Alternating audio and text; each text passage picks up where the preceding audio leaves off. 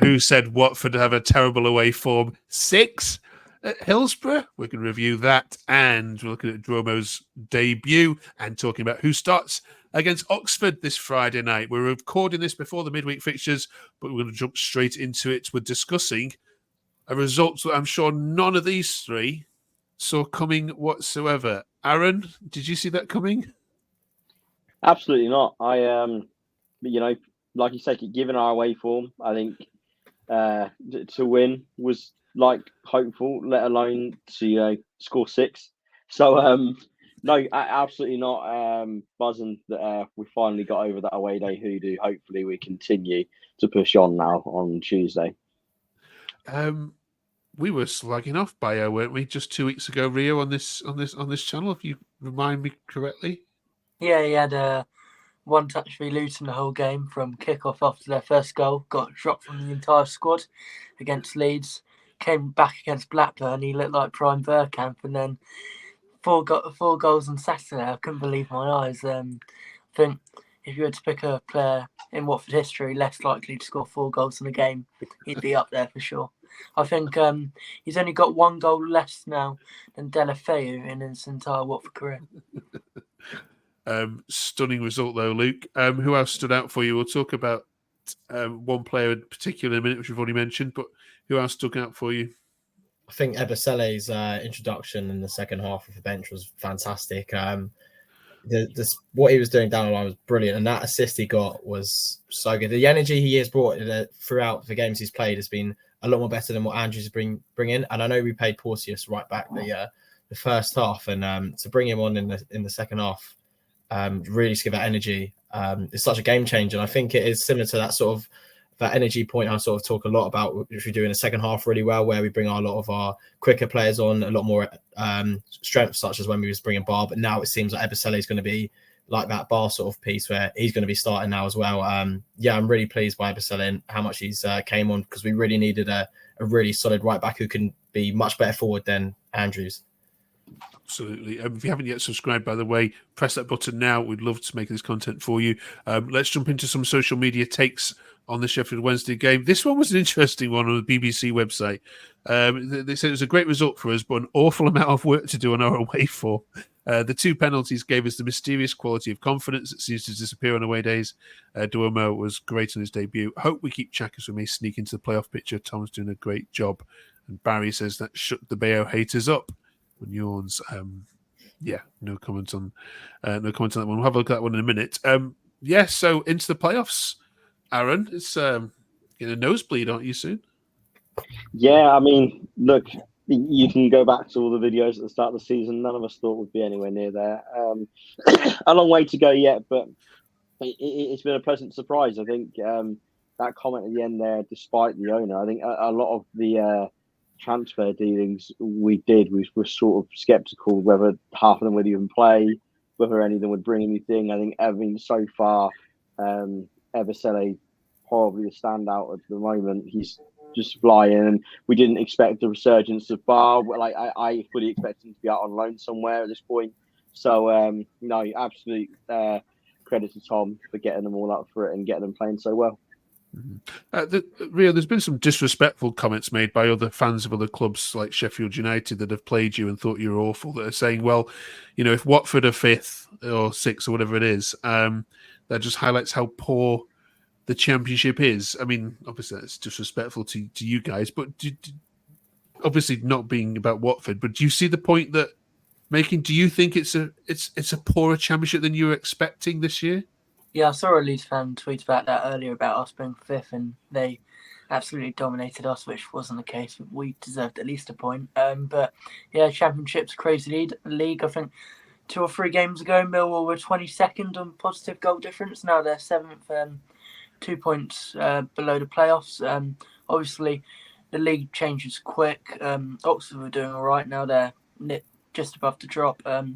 Things can change quickly, and I'm not going to keep too much of an eye on the league table until probably when it hits the Christmas period, when quite a few more games are played. But I'm happy with where we are now, and it's all about consistency, because if we lose 1-0 to Swansea tomorrow night, Saturday means nothing. Good shout. Okay. All right. What about Duomo then, Luke? Lots of people shouting out what a great debut he had. What was impressive about him for you? I thought he was pretty solid. I think we needed that player who was sitting, and we were sort of talking about who's that backup that we can have that would feel confident in. To like that's Sissoko or Dele Bashiru, where they're both out, and to have him at the age of 20 to bring him in, where he hasn't had that much experience at sort of a top level. I think fair play to Cleverley. We don't give enough youngsters enough time, and that's what's good about what Cleverley's been doing. He's been doing that really well. Seems to give us a little bit more energy to bring those players in, and I'm really pleased with how he did. And I hope that will continue to go with the rest of our young players. It's really good that we seem to have these promising young talents coming in. I know he's not like a Freeview Academy, similar to like Andrews, but it is really good to see a player in that position that we seem to struggle with depth help, because that is what our issue's been the last couple of seasons, where we just haven't had that quality of depth. It's just really good to have that extra bit of confidence. It's nice, though, isn't it, not to be discussing, being mid-table or being down the bottom, isn't it, Aaron? I mean, we've had so many chats, me and you, over the last 2 seasons combined about where Watford should end up. Is it a little bit exciting yet, or you're not getting carried away? It is. It's absolutely exciting, but I wouldn't say it's an excitement in the sense of we're expecting that we're going to finish in the top 6, we're going to make a playoff run kind of thing. It's exciting in the sense that we've got a bit of an identity. We play a certain way, especially at home, and it's nice to have that kind of team at the minute where it doesn't matter who comes to Vicarage Road, we're going to play our way and you'll have to deal with it. I think we haven't quite got that our way yet, so I think if we can just get that to click, then I think we can get even more excited. But just having that identity as a club and having a manager that we really like and get behind, that's what brings excitement right now. Okay. Cheers for that. The other one, this is from Matt Furness from Opta. The 6th goal that you scored against Wednesday was a sequence of 17 passes and involved 9 of the 10 outfield players, not Ken Semmer. According to Opta, it was the longest passing move leading to a Watford League goal since February 2019, which was Deeney versus Cardiff, which was 26 passes. Stats only tell one side of the story, Rio, but are you noticing yourself that Cleverley's trying to get you to be this slick forward passing team? I mean, it hasn't materialized in some games, has it? But in others, are you excited by the brand and footballers and the identity that even I was just mentioning? Yeah, because previous years, even as far back as that first championship season in 22-23, when we had Sarge, Al Pedro, etc., we had all the quality, but we were lost for ideas, and we ended up just hoofing the ball and had no ideas. Whereas Cleverley, since he's come in, stamped his authority. We're playing football out the back at times. It's a bit dodgy with Bachmann on the ball, but stamping his authority. Good young players trying to get Chapmadazzi on the ball. He barely loses the ball, and in Cleverley's first few games, he took points off Carlos Corberan, Leeds, and Kieran McKenna. So he's definitely getting his authority across, and hopefully it continues. Absolutely. All right, let's have a look at the rest of November then, shall we? As we now have turned the corner into the 4th month of this championship campaign. Swansea, as you mentioned, away tomorrow night. We're recording this before that result is known, so we can't make any comment about that. But very just quickly, Luke, what do you expect from away at Swansea? Much?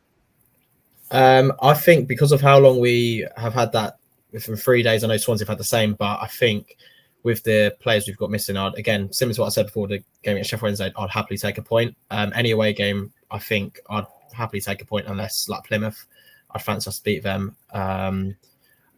Because we've only got a 3-day gap as well, I feel like Cleverley probably make early substitutions as well, because that Oxford game should be a 3-pointer for us, fairly easy from how we've been playing at home. So if I'm Cleverley, I'm thinking let's get a point, get out of there, and then let's go back to Vicarage Road, which has become a fortress now, and get 3 points on a Friday night, because that's not a long gap. We've had a 2-day gap from Sheffield to Swansea. I mean, I'm going to have another 2-day gap. It's very harsh. What are all your views on Friday night football? I mean, we can't do anything about it. It's what it is. But is it for you? I love a home game. I love a home. I was talking to my mates about this at work actually. I love a home Friday night game because it's nice and easy. But Plymouth away on a Friday, that's terrible. It's like you're sort of luck of the draw. And I remember we played QPR away years and years ago in an FA Cup game on a Friday night, and that was brilliant. It depends who you play, and it depends where you're at. Home game Friday night, all day long, happy days. It's great. Vicarage Road under the lights on the telly. It's nothing better. Yeah, I think somebody had said that the returning coach from Plymouth on that Friday night would get home at 6 in the morning, 7 in the morning, or something like that. Just ready to watch the next set of fixtures come up. Aaron, are you a Friday night fan? Yeah, absolutely the same as Luke. I think Vicarage Road under the lights has proven to be a pretty good place for us, sort of over the years. I mean, just off the top of my head, we had some brilliant wins in the Premier League against the likes of Chelsea on late games at Vicarage Road. We beat Liverpool and Arsenal late against Vicarage Road, and then in the Championship, the last one that really comes to mind was we beat Burnley 1-0 under Edwards. That was actually Cleverley's last goal for Watford. Yeah, there's been some good moments under the lights of Vicarage Road, but going away on a Friday is so awkward, especially when you're sending us all the way down to Plymouth. Unfortunately, that one's just not doable for me this season now because I just cannot get there at that time. I finish work at 5. Yeah, you and the rest of the country. All right, cheers for that. You can put your feet up and watch it on TV with a beer in your hand. Let's talk about that Oxford game then. It's Friday night. Oxford are depleted as well. They have got loads of injuries, lots of first team out. So it should be 3 points. Who starts for you though, Rio? This was the starting team. I'm not saying the starting formation, but it's the starting team against Sheffield Wednesday. Any changes needed here? Well, Cleverley obviously said 17 to 18 players are going to start across this 3-game period in the space of 6 days. So I'd obviously bring Ebicelli back in. He got in Championship Team of the Week, having only played 30 minutes on the weekend. Crazy. What's the name? Who else? Kiembe. I'm unsure of him. I'd like to see Vata given a start in one of these 3 games, probably at home because we have more of the ball at home, and Swansea away are a team who like to dominate the ball. But yeah, I don't know. Don't know what other changes to make. I feel you might want to put Sema in at one point this week, but I don't know whether that means we go to a back 5 because Sema in a back 4, isn't it? So we'll see. But I think there'll be a few changes. Hopefully, Duomo keeps his place.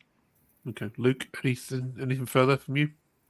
Again, I would say Ebicelli back in, but it's just as I think similar to at Swansea. I just don't want any injuries. I'd rather just get out there and hope for the best because within this period at the moment, the game's coming thick and fast. I know we've got the international break, but we don't want any more injuries, especially sort of within that middle, because if we lose a couple of players, that's sort of it. In terms of like that Ince-Kiembe sort of centre mid piece, and I spoke about the DNs. We're finding that aspect because Sissoko will be back by after international break. I would definitely bring Ebicelli in just for that power up top, and also Vata. I think he's looked really good every time he's came on. He's looked really promising, and against Oxford, it'd be the right time to do it against that sort of like lower quality Championship side where we should be playing on the front foot the whole game and expect quite a comfortable win. I would go for the risk and be more structured tomorrow and a little bit defensive and go for it Friday under lights and get the 3 points. Okay. Aaron, does Bachmann keep his place for you, dare I ask? It's a weird one. I don't think he did particularly well for the Sheffield Wednesday goals. But he did get his clean sheet against Blackburn and managed to catch it from America. There were some decent saves. So do you know? I'd give him the benefit of the doubt. I'd play him again, and we'll see. I just think playing, although Jonathan Bond had an okay run, I don't think he's that much better to make it really sort of viable and worth it. But I think you'll likely see us change to a back 5 Tuesday, just to get the rotation of players in, and two, I think Swansea obviously love to keep the ball. I think they'll switch to the 5 and try and pack out the centre of the pitch. Okay, we were glad you weren't here last week after that Leeds debacle, because we might have had to get our bleep machine out for your response to that Leeds opening 10 minutes from Your goalkeeper. I turned it off after 6 minutes. Did Oh, you? It's bonfire week, of course. So our final question this week to all the team is: which one player, despite all the good stuff going on at the moment, needs a rocket up their backside? Who has not lit up the season? Who's not meeting expectations? So there's a couple that you might have had here. Let's start with Aaron. Well, I mean, coming off the back of what we just spoke about, you might want to say Daniel Bachmann. But I think maybe that's the obvious one at the minute. And after I praised him as well, it just all fell down. I remember it must have been 6 weeks back. I said he'd been fairly solid, and it just all come crumbling down from then. But no, other than him, I'd say Daniel Jefferson. He'd come in with a lot of sort of hype around him to sort of fix the striker issue that we've had for so long. He's not really showing it, and Cleverley said in the interviews that he's low on confidence, so he just needs something. I think we'll probably see him play that Oxford game too. I think that's a chance to try and get a goal and try and get his spirits up. Okay, Luke. Again, I would say Bachmann. I think in terms of errors to goals and that Leeds game, it was him at fault. And that's the points we've dropped against a team like Leeds where we expect to usually we get battered there. So I would probably say Bachmann, but also, Jefferson as well. I really dislike him as a player. I think in terms of how he's sort of came to the club, he's been quite cocky, quite arrogant when he's on the pitch. He's got that sort of like swagger to him, like I'm from Bournemouth on loan, all of this. But he hasn't performed, and he's showed nothing for it. I feel like you would say last week it's definitely him because of we haven't got strikers scoring goals, but Bayo's now turned into prime Bergkamp after the turn against Blackburn and out of 4 goals. So I'm going to go for Bachmann just because it seems like we're okay for goals at the moment. We just need more clean sheets and less errors when he's on the ball. So Bachmann's getting a rocket from me. Okay. Rio, was it 3 for 3? Asked me a few days ago, it would have been Bayo, and now he scored 4. So I have to agree with the others. There's a couple of candidates. I'd say Losers one of them, but he's a bit pop player. Bachmann or Jefferson, I'd probably say, given we've had a problem with our strikers for many years since Deeney left, can't bag more than 10 goals in a season, or Rajovich did. I'd say Jefferson. He came with a big reputation, 15 odd championship clubs after him apparently, but Cleverley had that pull. He wanted to come here, and he hasn't lit the place up one bit. Before Saturday, he made Bayo even look half decent compared to him. Okay. These are all good shouts. Can you better those? Drop it in the comments below. You know what to do. Thank you so much, all you three. I can't see it being another 6 at any point of the season, but I won't tell you who. You cost me some money this weekend because I actually had this game as being under 2.5 goals in my accumulator. I wonder what you got some Bayo to score 4. Yeah. I thought you can't score away. They can't score at home. It's going to be a 0-0 or 1-0. 6-2. Never betting again. So, usually right. All right. Thanks for ruining my weekend. Have a great week. Enjoy your trip to Swansea for those of you who are heading there. And we'll see you the other side of these 2 games as we head into the next international break. Thank you very much for watching.